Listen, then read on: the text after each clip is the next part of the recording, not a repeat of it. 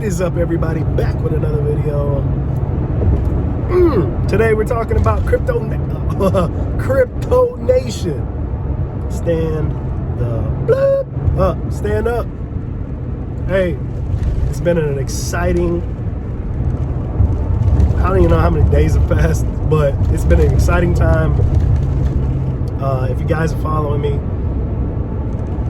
there's so many, there's going to be a lot of projects, right? But when I say a lot of projects, I want to talk about projects that are actually going to have some substance and like mean something to the space. We can talk about, crap tokens all day, every day. They come and go literally every day. Hundreds of tokens every day on the shitcoin scene. But we've been trying to talk about projects that are actually going to bring value and actually have a chance to make you some good money, residual income over time, right? And the name of the game of 2022, honestly, is going to be getting in first or getting in early. And what do I mean by that? Right? Honestly, what I'm going to focus on this year when it comes to crypto is focusing on getting into legitimate projects with a legitimate utility or utilities, and that bring something to the crypto space. Projects that have actual real devs who know what the hell they're doing, right? And some idea of what they want to do, right? That's what I'm looking for. Cryptos with that type of that type of criteria. Not only just that, but something that's going to, like I said, tokens that have value, that actually have intrinsic value to them, and not just a monetary value. That's what you really should be looking at. And that's what we're going to do this year. I'm not saying that we're not going to invest in some shit coins and try to make quick flips, but for the majority, for the most of it, you can do that kind of stuff when you're hitting big with your other tokens. We're not going to concentrate on finding those, on just looking for that one, that one every single year, that one, just give me that one. No, we're not looking for that. We're not doing that. We're going to invest our time into looking for those types of projects, because those types of projects are out there. And what we want to do with those kind of projects, what we really want to do is we want to get in as early as possible. So we're talking about seed rounds. A lot of people don't even know what that is. You want to get in a seeding round if you can, if it's possible. If it's something that looks good and you can get in the seeding round before they even do a private sale, if that's what they do, then get in, right? That's what you want to, that's how you want to get in. You want to be among the silent partners that have invested already. Next, if you can't get into a seed round, we want to look for whitelist private sales or whitelist pre-sales, right?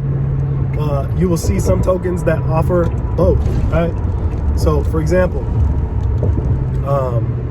you'll get into a token, for example, there's a token that I'm going to talk about later on, but I'll briefly mention it now. Talentcoin. Talentcoin just finished its first round, just finished its first private sale, right? It just finished its first private sale. I didn't hear about it until the first private sale. I was a little bummed out, but not too bad, because they had already had 2 seeding rounds prior to that. And that was on the roadmap. It was expected. They did 2 seeding rounds, a part A, a part B, and then they just finished their private sale.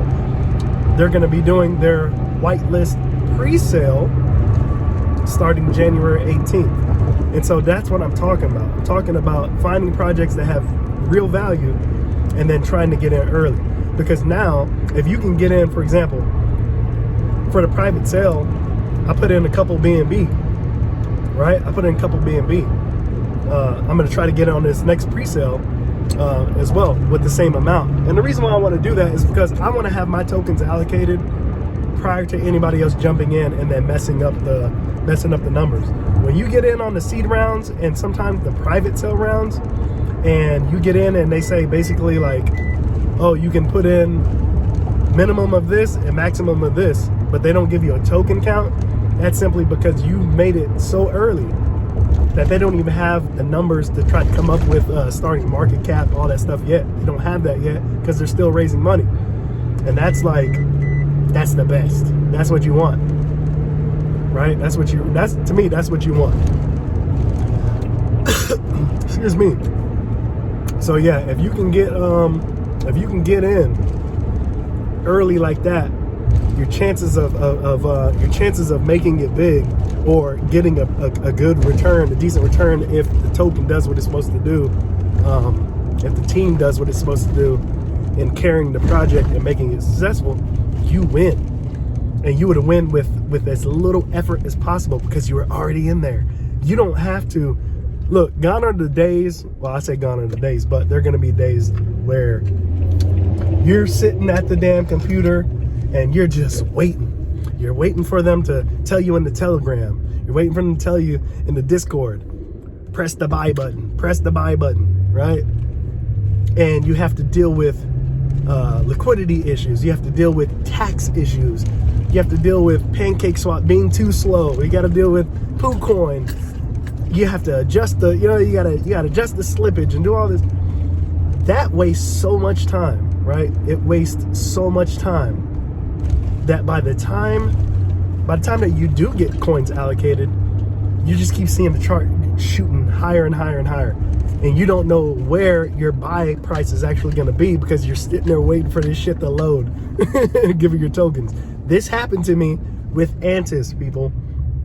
This happened to me with Antis Inu, right? They did a fair launch and I was there. I was right there waiting for them.